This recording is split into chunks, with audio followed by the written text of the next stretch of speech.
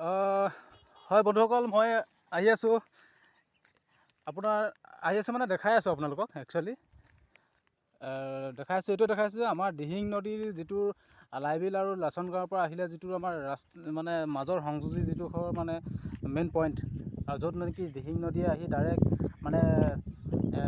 Direct পানীয়ে য'ত নেকি খুন্দা মাৰে, সেই খুন্দা মৰা স্পেচটো মই দেখাই দিছোঁ। এইটো চাওক, এইটো দেখাই দিছোঁ। ইয়াত আজি যোৱা বছৰ পীযুষ হাজৰিকা ডাঙৰীয়া আৰু আমাৰ দৌৰী ডাঙৰীয়া, লগতে আমাৰ নতুনকৈ পিছৰবাৰত আমাৰ MLA হোৱা সুশান্ত ডাঙৰীয়া তেখেতলোকে আহি ৰাইজৰ আগত এটা ডাঙৰ প্ৰতিশ্ৰুতি দি থৈ গৈছিলে, কৈছিলে যে তেখেতলোকে আমি এইটোৰ মথাউৰি খুব সোনকালে মেৰামতি কৰাৰ কথা দিছিলে। মানে আপোনাৰ এবছৰ হৈ গ'ল, এইটো এবছৰ ওপৰত এইটো প্ৰতিশ্ৰুতি আছিলে। কিন্তু তাৰ মাজতো এটা খৰালি ছিজন গ'ল, কিন্তু খৰালি ছিজনটো তাৰ প্ৰতিশ্ৰুতি পূৰণ নকৰিলে। দেখিছে এতিয়া বেম্বো মাৰিলে, বাঁহ মাৰিলে, কিছুমান বস্তা দিলে, কিছুমান এইবোৰ আপোনাৰ পাল লগোৱাৰ নিচিনা কিবা ত্ৰিপাল দিছে পানী প্ৰটেকশ্যনৰ কাৰণে। যি কি নহওক বাৰু, ইমান দিন বাচি থাকিলে, কিন্তু এতিয়া হয়তো নাবাচিব। নাবাচে, কাৰণ কেলৈ নাবাচে কৈছোঁ, আপুনি চাওক। মই যিটো মানে ফাট দেখাইছোঁ অলৰেডি, মই ভিডিঅ'ত আপোনালোকে চাব। ফাটটো মানে এনেকুৱা এটা ফাট হৈছে, আপোনাৰ 100 মিটাৰ 100 ফুট অলৰেডি টোটেলি বস্তুটো 100 ফুট, মানে আপোনাৰ দেখাওঁতে 100 ফুট, কিন্তু ভিতৰে তলে কিমান ফাটিছে সেইটো নাজানিম। ফাটি গৈছে, এটা ডাঙৰ ফাট হৈছে। আৰু এইটো ফাটটো মানে টোটেলি ওৱান ছাইড বহি গৈছে অলপ। আৰু যিটো ফাট মেলিছে এইটো নদী ছাইডে নহয়, অপজিট ছাইডত ফাট মেলিছে। অপজিট ছাইডৰ ফাটটো মেলি আছে, চাওক। এইটো কিমানটো এইটো মাটি অলৰেডি তললৈ গুচি যাব। আৰু এইটো মানে আমাৰ কথাটো এইটোৱে, এইকাৰণে মই ভিডিঅ'টো দেখাইছোঁ আপোনালোকক, যাতে আমাৰ থাওৰাবাসী ৰাইজৰ মানে ভৱিষ্যত কি হ'ব, মানে মই সেইটোৱে ক'ব বিচাৰিছোঁ আমাৰ মন্ত্ৰী MLA সকলক, যাতে এতিয়া ইমান সময়তো যদি তেখেতে যদি কোনো একশ্যন নলয়, কিন্তু এইটো এটা বৰ ডাঙৰ বিপদমুখীত হ'ব আমাৰ থাওৰাবাসী ৰাইজটো কিমান ভূমিহীন হ'ব এইটো ঠিক নাই বাৰু, এইটো নকয়। সেইকাৰণে কৈছোঁ, মই এতিয়া দেখাই দিছোঁ আপোনালোকে চাওক। এইটো মই একচুৱেলি ভিডিঅ'ৰ পৰা দেখাইছোঁ বাৰু, তথাপি মই এটা লাইন দেখাইছোঁ, আপোনালোকে অনুমান কৰক। চাওক, এইটো জেগাৰ পৰা আপোনাৰ টোটেলি ফাট ষ্টাৰ্ট হৈছে। চাওক আপোনালোকে, এইটো জেগাৰ পৰা দেখিছে, এইটো কিমান ডাঙৰ এটা ফাট, কিমান ডাঙৰ, মানে এইটো এটা মানে বৰ ডাঙৰ আছে। পকাৰ ওপৰত যদি ফাট মেলিছে আপুনি চাওক, এইটো চাওক। এইটো ফাটি, এইটো কিন্তু তলে ফাটিছে, কিন্তু তলত ফাটিছে, মানে আপুনি ধৰিব পৰা নাই। কিন্তু আকৌ এইডোখৰ পৰা এইটো আহি ষ্টাৰ্ট হৈ আকৌ ইয়াত হৈছে। চাওক, এইটো এটা ফাট, এইটো চাওক, ডাঙৰ ফাট, মানে এইটো এটা দেখিছে, এইটো শিলগুটিৰ ওপৰে, মানে পকাৰ ওপৰে ফাটি গৈছে। এইটো টোটেলি অপজিট ছাইডটো, এইটো যিটো ফিল্ডৰ ছাইডটো, এইটো নদী ছাইড আছিলে, কিন্তু নদী ছাইডত একো হোৱা নাই বৰ্তমান, কিন্তু এইটো ছাইড ফাটি আহিছে। এই বস্তুটো এই ছাইডটো, নদী ছাইডটো মানে অলৰেডি টোটেলি বহি গৈছে নদী ছাইডটো।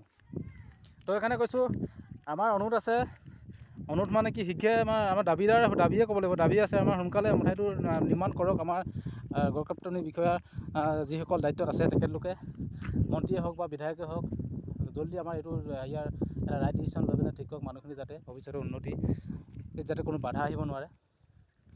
তাৰ কাৰণে মই ভিডিঅ'টো মই দেখাই দিছোঁ, যদি হয়তো কিছুমানে নাজানিব পাৰে, সেইকাৰণে মই ভিডিঅ'ৰ যোগেদি জনাই দিছোঁ, যাতে ৰাইজ সজাগ হওক।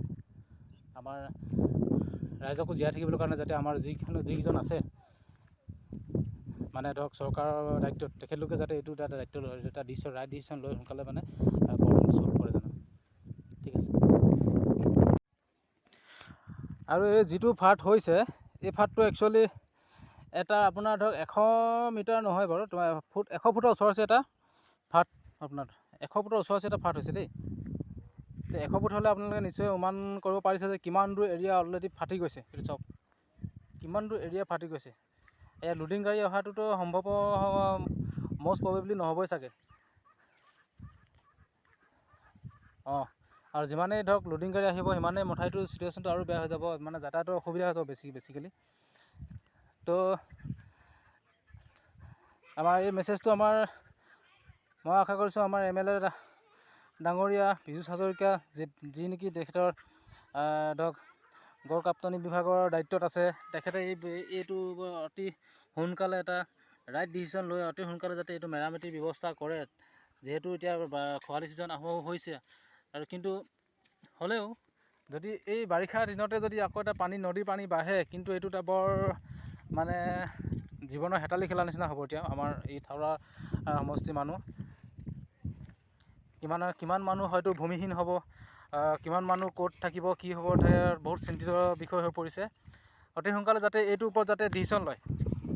আমি এটা গুৰুত্বপূৰ্ণ এটা মেছেজ কৰিছোঁ যাতে এই ভিডিঅ'ৰ যোগেদি তেখেতে গম পায় যাতে সোনকালে যাতে কিবা এটা একশ্যন লয় যাতে এই ৰাইজৰ বিপদৰ পৰা তেখেতলোকক বচাব পাৰে। ধন্যবাদ।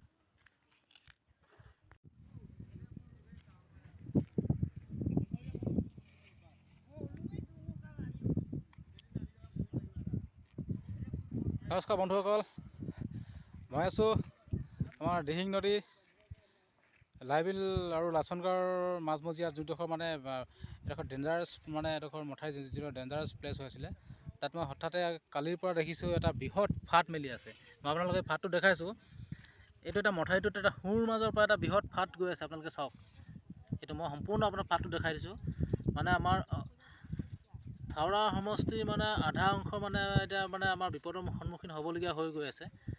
এই আমাৰ ৰাইজে চিন্তিত কৰা এটা সম্পূৰ্ণ বিষয় আহি পৰিছে।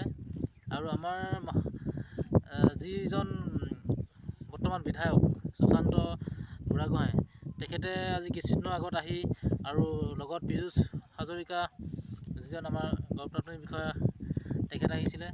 আহি চাই গৈছে যে এইটো ৰাস্তাটো মেৰামতি কৰা হ'ব বুলি কৈছিল, কিন্তু আজিলৈকে কৰা নাই।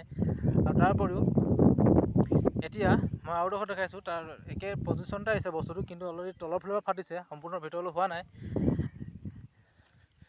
ওপৰলৈ এইডোখৰ আহিলে, কিন্তু এইডোখৰ পৰা আকৌ চাওক এডোখৰ। এইটো এটা মানে আৰু এটা বহুত ডাঙৰ এটা মানে আমাৰ মানে থাওৰাৰ সমষ্টিৰ আধা অংশ বৰ্তমান মানে বিপদৰ সন্মুখীন মানে হ'ব, এনেকুৱাকৈ হ'ব যাতে মানে বহুত ডাঙৰ এটা বিপদৰ সন্মুখীন হ'ব মানে। আৰু আমাৰ বিধায়ক এজন থাকিও ওচৰতে আজিলৈকে মানে এইটো মানে ইমান যে এটা মানে এটা মথাউৰি স্পেচত এটা ডাঙৰ মানে ৰাইজৰ বিপদৰ সন্মুখীন হৈ আছে, সেইটো মানে তেখেতলোকে জানিও আজিলৈকে চিন্তিত হোৱা নাই। তো এইটো বৰ লজ্জাজনক বিষয় হৈছে। মই আকৌ এবাৰ দেখাই দিছোঁ, এইটো চাওক। এইটো পকা ৰাস্তাৰ সুৰ মাজেদি মানে টোটেলি মানে এইটো নদী ছাইড নহয়, এইটো অপজিট ছাইডত ফাটি গৈছে। এইটো চাওক, এইটো দেখিছেনে আপোনালোকে? এইটো অপজিট ছাইডত ফাটি গৈছে। এইটো চাওক, এইটো এটা বৃহৎ ফাট, বৃহৎ মানে এইটো আৰু মানে মথাউৰি মানে থাকিব কোনো আশা নাই। কিন্তু এতিয়ালৈ যেন আমাৰ কোনো হেৰিয়ে মানে এইটো লোৱা নাই। চাওক, এইটো যিটো জেগাৰ মানে আগত পীযুষ হাজৰিকা এইডোখৰ জেগাৰ পৰাই পীযুষ হাজৰিকাই আহি এইডোখৰ জেগাৰ পৰাই কৈছিলে যে মথাউৰি বাৰিষাৰ দিনত বনাব নালাগে। এইটো যোৱা বছৰ কথা দেই, বনাব নালাগে কৈছিলে, পইচা পানীত পৰিব, খৰচ কৰিলে একো নহ'ব কৈছিলে। কিন্তু এতিয়া চাওক, 1 বছৰ গ'ল, খৰালিও নবনালে, আকৌ এটা বাৰিষা পালে। বাৰিষা এতিয়া চিটুৱেশ্যন চাওক।